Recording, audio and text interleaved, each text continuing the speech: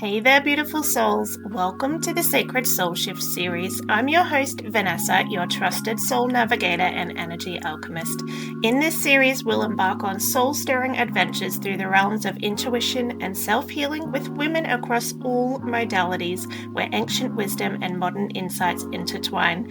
So, if you're tired of the scripted routine and ready for healing and growth, my kindred spirit, this series is crafted just for you. It's time for your Sacred Soul Shift. Welcome to our decluttering event. I am super excited to be here with Krystal this morning. Feng Shui is one of my loves. It's a secret little love that I have that I don't really share with a lot of people. So I'm excited to be able to chat with her today. She's our little Feng Shui guru coming to help us and help share her hints and tips about all the things she loves to talk about and she obviously loves to do because she's built a business around it. Let me just go over her little bio for you guys so you can know a little bit more about Krystal. Krystal is a Feng Shui designer and clutter expert who helps work from home entrepreneurs declutter and design a workspace that empowers them to create the life and business they want.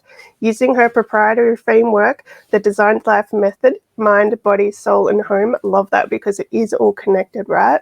She helps her clients design spaces and lives they love.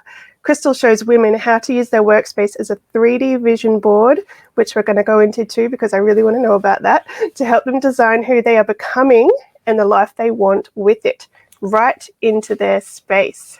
Let's bring her in. Hello, Krystal. Thank you so much for being with us today.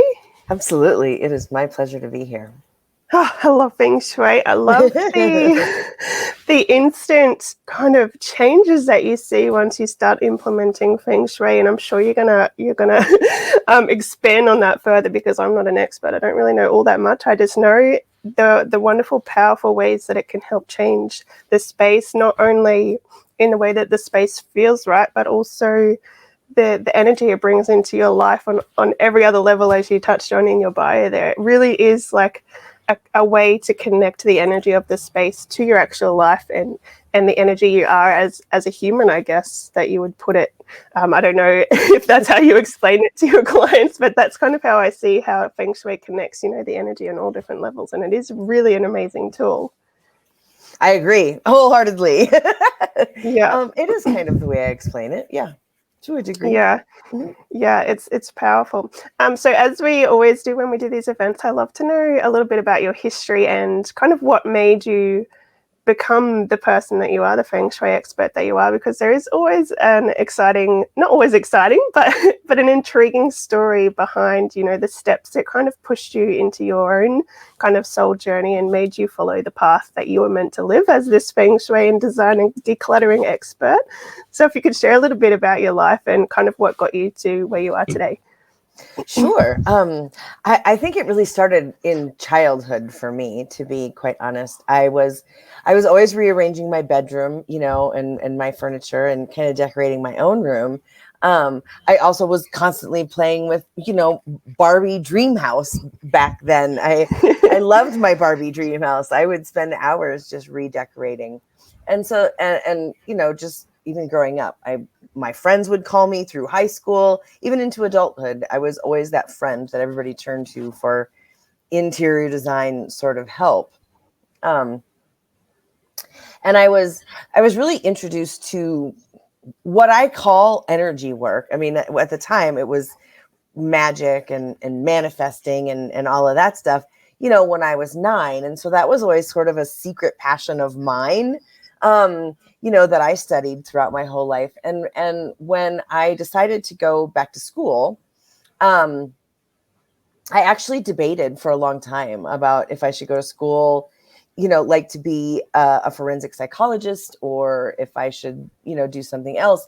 And I settled on going to school for interior design. I don't know why it took me so long to come to terms with that's what I should do, or to have the idea. But for some reason, it took me a strangely long time to have that idea. But when it finally came to me, I went to school to become an interior designer. And it was actually in my psychology class in college that I was given the assignment, to write a psychology paper on something related to my field of study.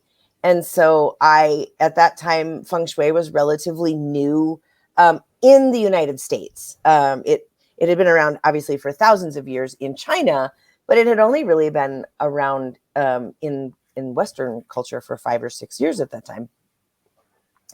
And so I'd heard of it, but I didn't know a lot about it yet. Like I knew it was related to the home, and I knew it was related to energy, but I didn't really know anything more about it. And so I went in to write this psychology paper on Feng Shui and how it affects the psychology of it. So that was kind of a different introduction to Feng Shui than most people get, I think. But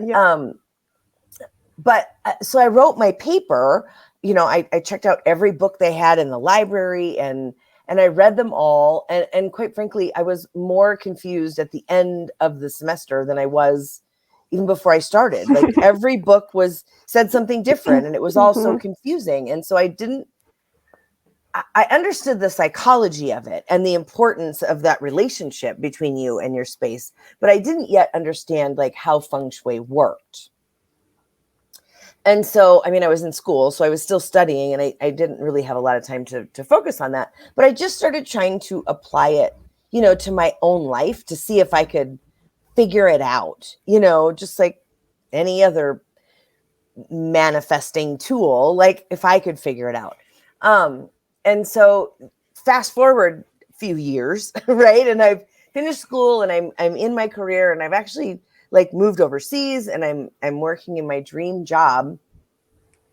And my new boss pulls the entire design team together and is like, so this design proposal that we submitted to the client, they are rejecting because the Feng Shui is all wrong and we need to fix it. And can anybody help? And so I was the only person to volunteer to help on that project and to fix it. And quite frankly, I freaked out as soon as she handed it to me. And because I didn't know if the client knew more than I did about Feng Shui. I still did not. I felt like an imposter, you know. I didn't feel like I knew enough yet about it. But working through that project, I really fell in love with that layer, that extra layer of not just making the space aesthetically beautiful for someone or what they want visually, but to also energetically get them into alignment with the space and create that relationship. I really fell in love with it. So I found a school that taught traditional Chinese Feng Shui, and I went back to school to learn more about Feng Shui and to really like do a deep dive into it, so I understood it and I could start applying it. And you know, I started applying it on an even deeper level, because it wasn't like just book learning, right? It was like actual learning how to do it. And then I started taking on clients, and I guess I just never looked back. I shifted from like doing interior design to only doing interior design with the Feng Shui element involved. Like I felt like they were so important to one another that I just had to. Yeah, you felt propelled. I love that. And a lot of people don't actually know this about me, but I actually went to university to do a Bachelor of Interior Design. Did you? But unlike you, I quit halfway through. Most of the colleges, I think, are designed that way to get people to quit certain programs. Yeah. I just got bored. I get bored very easily. I love that you stuck it out. Now, I've done a lot of little free, obviously Feng Shui little courses here and there. Now there is different, I know it all stems from ancient Chinese methodology, but there is today, can you enlighten me on the fact that there is different Feng Shui practices that are out there, and kind of, not to go into great detail because I know you can be here for the next year going over all the different things, but there is different Feng Shui out there, right? And there is. The only one that is true Feng Shui is traditional or classic Feng Shui. All the rest of them are essentially fake. They're all fake Mm-hmm. Feng Shui. When for centuries, thousands of years, actually, the Feng Shui masters were pretty much kept as slaves to the emperor of the Chinese Empire, and so he could just keep that knowledge sacred and secret to himself and his family, so that it could help them stay in power. And then one of the masters one day escaped and disappeared into the mountains, and slowly started teaching, family members and whatever. And they eventually wrote it down in a poetry form to be able to Mm-hmm. pass along that knowledge.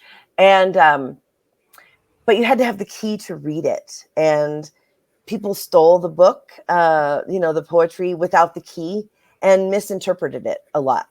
So like they would read literal things, like white tigers or red dragons, and interpret them as literal, instead of as the metaphorical references to directions or elements or what have you, that they were designed to keep it secret. And then they built a whole practice around that. And so there's a lot of fake Feng Shui out there. After it became popular in the West, thanks Donald Trump, there was a lot of people, that just started selling crap just to make money. Oh, I'm a Feng Shui Mm-hmm. master. Let me just sell this book. And yeah, it just started really popularizing garbage instead of the real deal, which sucks, for people that actually know what it is. It makes it harder to find a legitimate person. So true. So you're a decluttering expert. What? A clutter expert rather than a decluttering Yes. expert. Yeah. Can you expand on what clutter actually does to your space and to your energy and in fact to your life when you don't take care of it? Sure. Well, it's clutter stagnates the energy in your space. And I mean, all of that energy is the same, right? The chi in your body is the same as what's flowing through the space. It's the same spark of life that is the foundation of everything on this planet.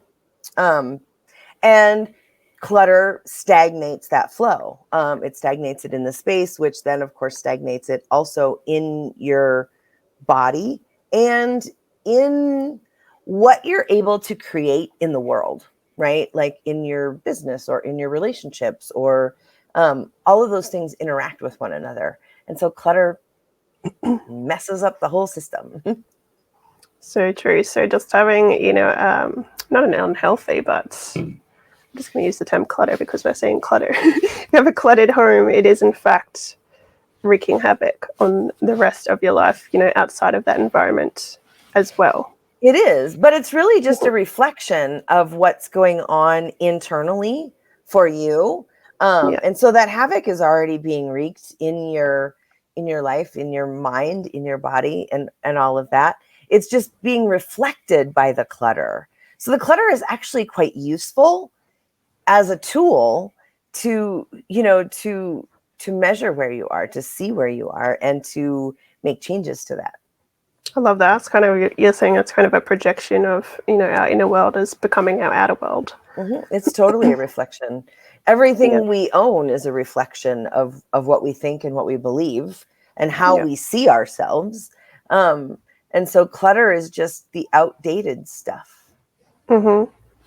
Now, you typically work with entrepreneurs and people that work from home, but Feng Shui is obviously something that anyone can do, right? So what kind of tips or, I'm just going to go with tips. What tips would you give someone that's just, starting out, has no idea? Where do you start? Obviously, someone's not going to go, if you have the time and the patience and the money, obviously overhaul the entire house. But where do you start if this is something that you want to, start bringing this decluttering into your life and bringing the Feng Shui and the flow back into your life? Where should someone start? You mean as far as like what room should they start with, or anything? Like, you could say room, but I don't know if there is one room, one space, or would there be? Well, when it comes to Feng Shui, really the whole space matters. Mm-hmm. There's some that I would say energetically matter more than others, because, I mean, and especially as a work from home entrepreneur, you spend most of your time in your home. So all of the energy that you are absorbing that charges you up, is in your space, right? Your bedroom where you sleep and in your office where you work. So for work from home entrepreneurs, I think those are the two most important rooms to start with, because that's where you spend the vast majority of your time. Yep. So if you're not an entrepreneur, we're starting at whatever space we're spending the most time in. So for most of us, that would obviously be the bedroom. Yeah. For most people, I mean, if you have a job that you work outside from home, you probably spend a limited amount of time at home, maybe in your living room, kitchen, for a few hours in the evening, or, in the morning before you're at work. And then the rest of the day or the rest of the night is spent in your bed sleeping. And so the bedroom really does become the most important room from an energetic standpoint, and from a Feng Shui perspective, right? Because that is where you get charged. That's where you plug in, just like your phone. That's where you plug in at night and charge your body.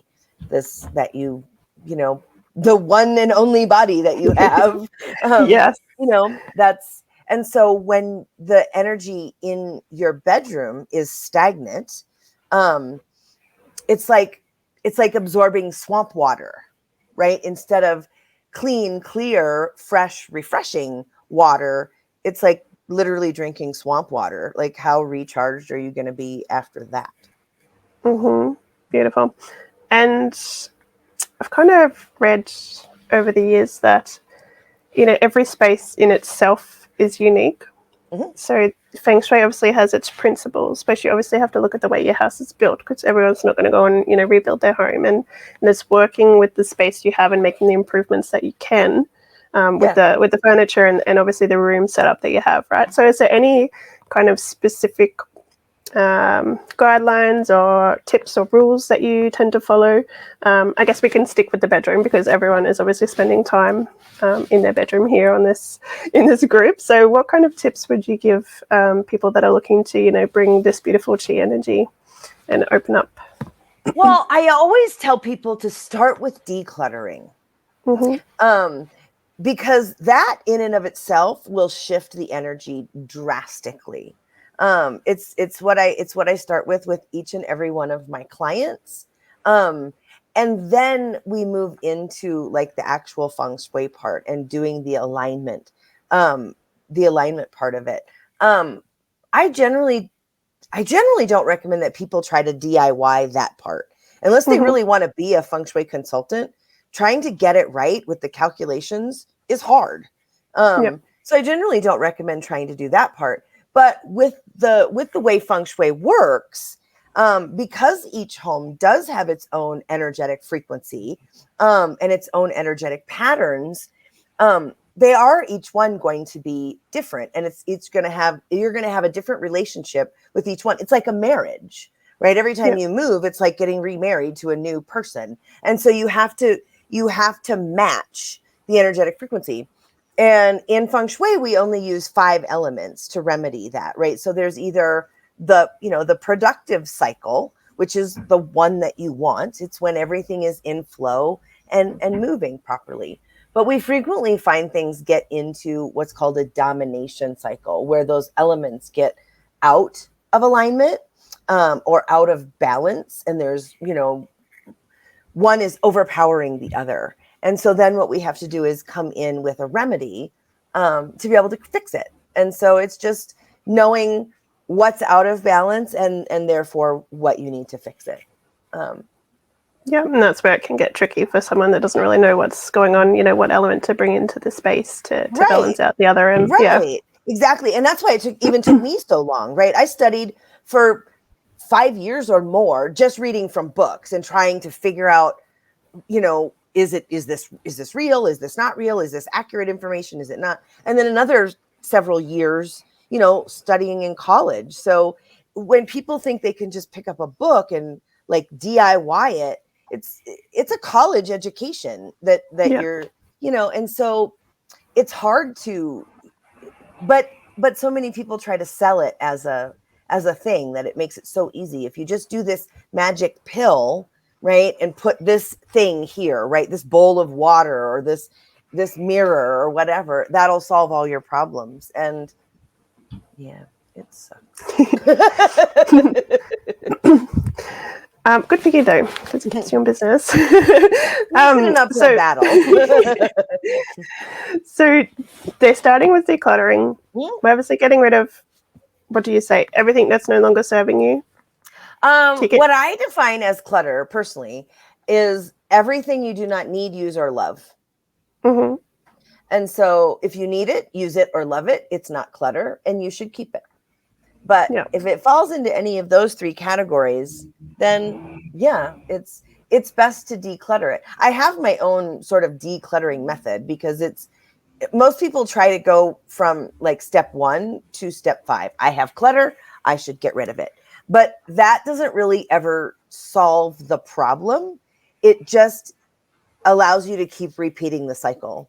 You know, you get rid of this clutter and then you just go buy some new clutter to replace it with. And then you just are constantly in that cycle. So I have a whole method that is 5 steps that people go through to do the decluttering process. And it allows them to really release that and break that connection between the physical and the mental and emotional part of what clutter is.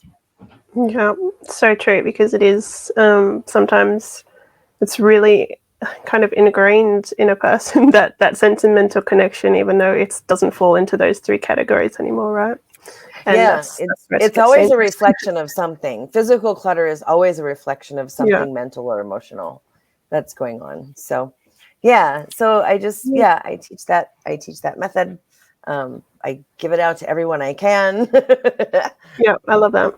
So you're going through declutter, then obviously working with you. And I did learn recently as well that working with Feng Shui also, why Krystal's going on about how we shouldn't do it on our own. Obviously, little bits and pieces will help with the flow and energy in the house, but it also is determined. I know a lot of the stuff I learned was working with, the square of the 9 elements in the property, but I learned recently as well, it has to do with the position and obviously the degrees and the angle of your house, how it relates to the directions and all that sort of thing as well. So there's so much that there's goes a lot into of Feng math Shui. actually involved. There's a lot of math calculation, just like any other science.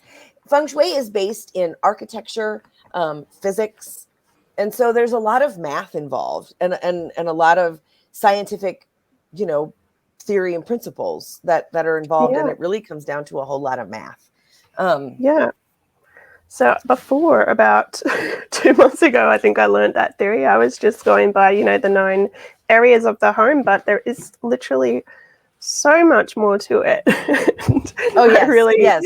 That's barely even scraping the surface. A lot of people they'll refer to it as a bagua, which is 8 boxes, right? Or 9 squares, excuse me. So if you are obviously removing that clutter and bringing those 9, if you've noticed them on the internet or whatever, we're not saying, that's wrong. Obviously, every bit of energetic improvement to your home will help your life. But if you want to do the whole Feng Shui on your house, that there is a lot more to it than you would typically find in your free Googling. There is. It was kind of surprising to me too, to really, after I spent a few years of just sort of studying one book or another, to then go to school to study it and find out how much was really involved was kind of shocking, really. Mm-hmm. So going through the house, decluttering. So what was it again? Everything that you no longer need, want, or use. Was that right? Need, use, or love. Need, love. That's the other one. Need, use, or love. So getting rid of that. Is it your theory? I've heard this by other people that aren't into Feng Shui, but if it needs to go, get rid of it that day. I've heard that if something needs to go and you hold on to it, it typically doesn't end up going. It finds its way back. That is true. That is very, very true. I find that trying to put a deadline of today makes it very difficult and very stressful and makes it not happen. But yes, giving yourself a deadline is very important, a reasonable deadline of, because too, you want to give yourself enough time to go through whatever space, right? Like if it's a dresser, I'm going to go through the whole dresser, or maybe I'm going to go through all the clothes, or, you know what I mean? And then, but it's not like I can declutter the whole house and then take, although I have seen that. I literally have had clients that are like, I took 5 truckloads. Like, how many rooms did you do? 1. And it's like, woohoo, but it happens. So you do want to get it out fast, but same day almost gives you unneeded stress that puts this really ridiculous pressure on you to not only declutter, but to now also figure out how to get rid of it. And that's not, I actually don't recommend that you do it quite that quickly. I don't mean like the day, but like if there's stuff to go, that it has to make its way out. It does have to go. Yes, it does. And and you need to kind of have a system around that, because if it doesn't go, it always infiltrates its way back in, or it winds up in a box in a garage or an attic or a basement for decades, and then that becomes a whole nother problem. So it definitely has to go. And that kind of relates to what you mentioned earlier, the way you were talking about the energetics of decluttering. And then obviously some people that don't know how to fill that left, that empty space. So they bring more stuff in to compensate. Right. Can we talk about that? Yeah, it's because they've skipped steps 2, 3, and 4. And they literally went straight from, I've discovered my clutter, and now I'm getting rid of my clutter. And they skipped all of the magic that happens when you go through the 3 steps, 2, 3, and 4 in the middle, to really disconnect and dissolve that relationship between the physical and the mental and emotional clutter. And that's what totally allows you to release it. Yeah. So there is kind of some. Do you find there's a connection to not necessarily the physical, but being surrounded by the physical then, in that kind of sense? They're just refilling the empty space with more clutter. Do you think that comes down to? Well, sometimes, not always. Sometimes I see people that are self-proclaimed minimalists and swear they have no clutter. Yeah. But they do. Pretty much everybody has clutter, because clutter is it's a never-ending thing, right? You're always growing and evolving and sort of becoming this next level version of who you are. And so therefore you are always outgrowing the old you. And so you are always perpetually creating new clutter in your life. It just needs, you're either recreating the same clutter, or it's new, like new level, new devil version, kind of clutter, right? And so you're always either digging deeper into what is and isn't clutter, or you're just staying right at the same, like you said, kind of replacing it with. I don't think of that concept. So we're kind of always evolving into a new person and accumulating clutter as we go. Right. Humans we are hardwired to accumulate and to buy things, to acquire things, to decorate our space. It's hardwired into our brain. And so we're always going to be getting new things, right? And so therefore we're always going to be outgrowing things. And that's okay. It's just it's really been preyed upon by consumerism at this point. And so it's really a matter of discernment around what to buy and when, and when you're buying clutter and when you're really buying not clutter. Yeah, definitely. Can we chat a little bit about, in your bio, you're talking about the 3D vision board. I want to go into that and how we can use kind of our space, obviously, to, I'm going to use the word manifest, what we want in our life. Yeah, of course, because that's really at the heart of the work that I believe that I do. I don't believe in designing for who you are right now today. That's the result of the accumulation of everything you've been up until now. I would rather design for who you're becoming next, so that you have room to become that person. And so it's really, that's the framework of how I operate. So the entire consultation is all about, I call it like design your evolution, is what that step is. It's all about us not just designing the space, but it's designing who is that space for, and how does that work, so that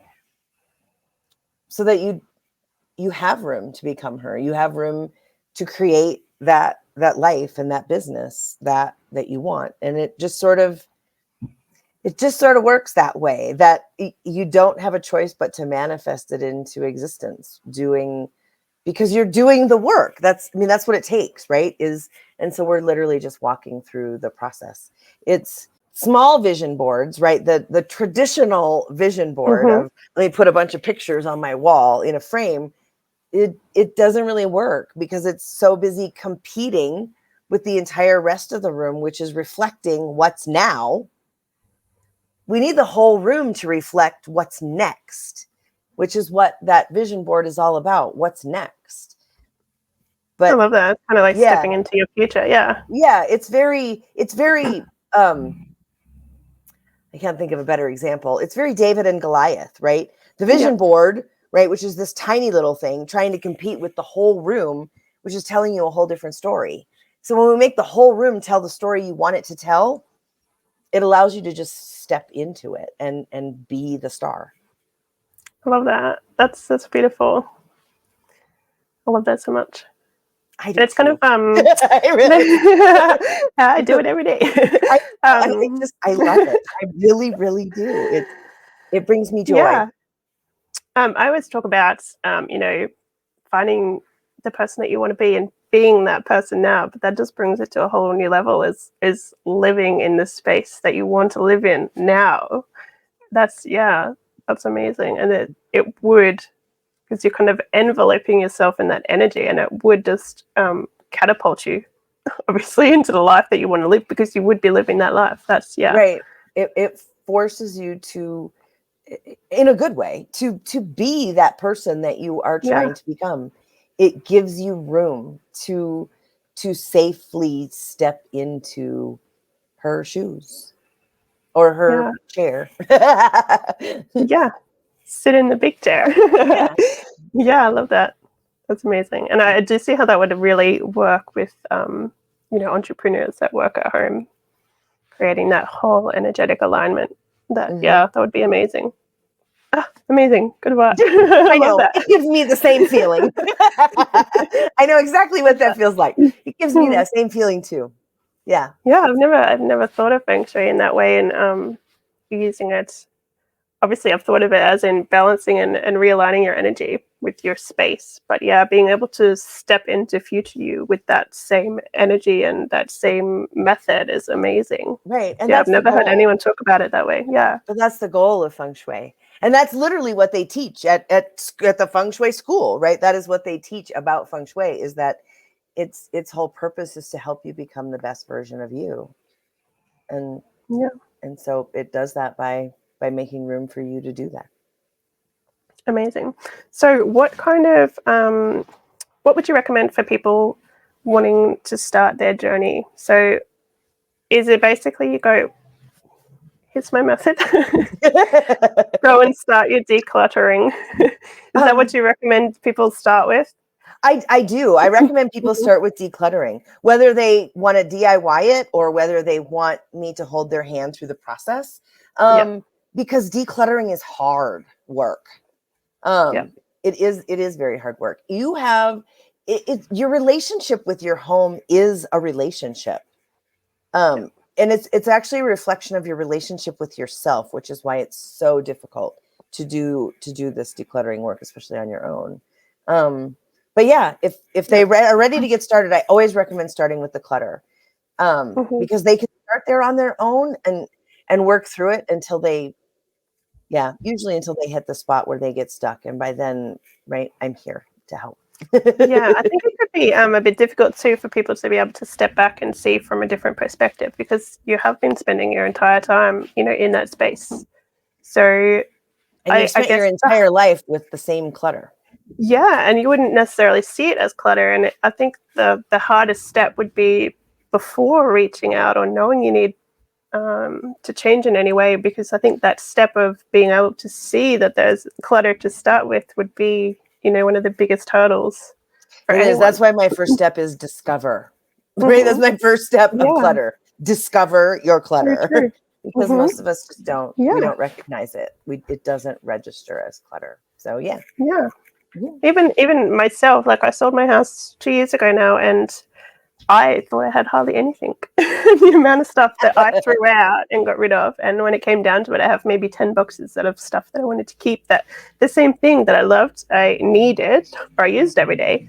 Everything else I got rid of, but the amount of stuff I got rid of, I was like, wow, like It's shocking, isn't it? yeah, I've it's really started different. over 5 times where I've literally gotten rid of everything I own, and other than like a few bags of necessities, so I wasn't naked at an airport, Yeah, trying to move to a new country or whatever, like, it's crazy. but yeah, 5 times. And it is amazing how much stuff we just managed to accumulate. And And we then think we you need get rid something. of it all, and then you just manage to accumulate all new stuff Yeah, again. Yeah. yeah, it's There's crazy. honestly nothing I like better than getting rid of everything I own and going to buy all new stuff. I hear you, because I kind of did the same thing, and even just with clothes, right? I got it down to, I think, 2 suitcases of clothes, and I think I've maybe used a fifth of that. So I could probably even get rid of the rest, and it's stuff that I thought I needed or I would want to wear, but you don't. And I was someone that continuously took the stuff I wasn't wearing to, like, I don't know what you have there. We have the Salvation Army and Vinnies and that sort of thing, op shops. And I did that frequently, and I still had a bunch of stuff that I never wore. And I'm like, where are all these clothes coming from? Because I don't even buy stuff. Like, it's Yeah. crazy when you It, starting, how much you yeah. uncover. Yeah. It's quite amazing. I mean, I've always been avid declutter. Even when like my kids were little, we would declutter 3 times a year, every Mm-hmm. year in and year out, until they were grown and moved out on their own. And I still do regular purges of my Yep. stuff. It's a thing. Yep. Mhm. And it's necessary if you want to create It's the space, obviously, so for everything you want necessary. to bring into your space. You need the space to bring it in. You're not just going to bring it in if your Right. energy and your If your whole space is space full is already. yeah, if your whole space is full, you don't have room for Mm-hmm. anything new to come in. Yeah, that's like a whole new level, because I always do a lot of energetic work and stuff, and I'm always saying, releasing what no longer serves you. Yes. You need to make that space for the new to come in, because the new will not come in if there's no room. And Feng Shui and decluttering takes that to a whole new level, and it's actually talking about your physical space as well as obviously your energetics. Yeah. You need that space, you need that room. If you've been wondering why something's not happening for you, you're not getting the opportunities, the experiences, you're unhappy, blah blah blah blah blah. Yep. Poor me. Have you Yep. turned around and looked, guys? Looked at your If room. you have space, yeah, if there's Yep. something blocking there that maybe you didn't notice before, maybe it is your space, like your Yeah. physical space. Just taking a step back today, or whenever you guys catch this replay, just stepping back and seeing from a different perspective, maybe out of the eyes that you look at your stuff every day with. Right. Because yeah, once you as you said, detached from that emotional connection to your stuff, maybe it's stuff that doesn't need to be there. Right. It Maybe might be it's that stuff that stuff is that's blocking you. right. It's the stuff that might just be blocking you from what you're saying Yeah, that you want. love that. Thank you so much for sharing your wisdom. So start with the clutter, take a step back, see from new eyes. Maybe the stuff you think you need, you don't need anymore. Maybe. And then when you're ready, reach out to someone like Krystal to help you do the maths and work out exactly, how you need to rebalance the energy in your home. I love that. Mm-hmm. And yeah, I hope everyone loves Feng Shui as much as I do now. Well, you can start reading about it. Yes, I'm And writing every a little book. bit does. Oh, there you go. She's reading a book as well. But yeah, every little bit will help. if you can't afford it, or you don't want to do the whole house at once, every little bit will help, even though you do need the full concepts to have the whole experience. But I'm guessing even you would say every little bit helps. If someone is making small changes along the way, I'm sure for that sure, the energetic flow will start shifting. And as I said at the start, I've done the tiniest little changes, but intentionally done them with the use of Feng Shui, and it's instant. Yes, it's huge. What can it's change? Huge, the difference. Yeah. I always tell people with starting with decluttering, and if you have to, small, because sometimes it's hard, especially if you have a lot, right? You won't feel motivated, and it'll be hard to just get started. But if you can just get started with a little bit, even if you can just declutter for like 10 or 15 minutes, or declutter like one drawer, or something small, that little bit of a shift will be enough to shift enough energy to get you just a little bit more motivated to do, one more drawer or 15 more minutes, and then you've got just a little bit more energy, and it just keeps building on itself. That's literally momentum. Even like 15 minutes a week, like if you are working full time, looking after a family, doing all the things, I'm sure even 15 minutes a week, that's one drawer a week or something. Over the whole year, you'd have your whole house done, literally. Yeah, amazing how quickly from I can only do 15 minutes to all of a sudden, you're doing 30 minutes or an hour, or you just put a whole room on a Saturday or something. Like just have enough of the energy to move that it shifts enough that you can then get going. Yep. I understand getting addicted and just don't talk to me, I'm decluttering. Just go down in the room, just going through everything. Yeah, when you hit that flow point, then it's literally just blinders on and keep on going. Yep. I love that. And for me, anyway, when I was trying to do my clean, it always seems messier in the process. Of course. And then when you put it all back together and it's all perfect, all organized and pretty again. The chaos, to get a result. Like you have to make the mess to be able to clean it, right? You can't. Yeah. Yep. Thank you. I always end with a bit of a twisted question. Okay. Not twisted, but out there. What is your message to the world? I always want to know people's legacy. What is it that you want to see in the world, to make happen in the world? What is Krystal's message? Wow. Enjoy your life. Like, be intentional about creating the life that you want. We only get this one chance. Well, I mean, we get lots and lots of chances, but the only one you're going to have right now is this one. So be on purpose about it. Don't waste it. Yeah, I love that. And I love how that's kind of in line with your message as well, with the work that you do, shifting people into the spaces, of their future. Yeah, to be intentional about the life that you're creating for yourself. It's so easy to just get swept away in the doing, and not ever stop and think about what am I creating? What is this? When am I, what is the life that I'm designing for myself? So yeah, definitely be on purpose. Amazing. Well, thank you so much for being with us today and sharing a little bit of wisdom. My pleasure. And for bringing, obviously, the decluttering in before the Feng Shui is happening. And the way that you spoke about it, I haven't actually heard anyone talk about it that way. So thank you for shifting that and giving me that little bit of an insight. Yes, you are welcome. Thank you, dear souls, for joining me on this sacred journey. If you enjoyed this soul-nourishing experience, don't forget to hit that subscribe button and the little bell icon so you can stay connected and never miss a moment of our soulful exploration. Let's keep this transformative conversation going in the comments below. Share your insights, your dreams, and the magical moments you encounter. This is a community of like-minded souls, and your voice matters. If you're feeling called to dive even deeper into the realms of intuition and soulful living, remember that I'm here for you. Reach out to me through the links in the description. Let's embark on a personalized adventure to help you create the life of your dreams. This is Vanessa signing off from the Sacred Soul Shift series. Stay enchanted and keep shining bright.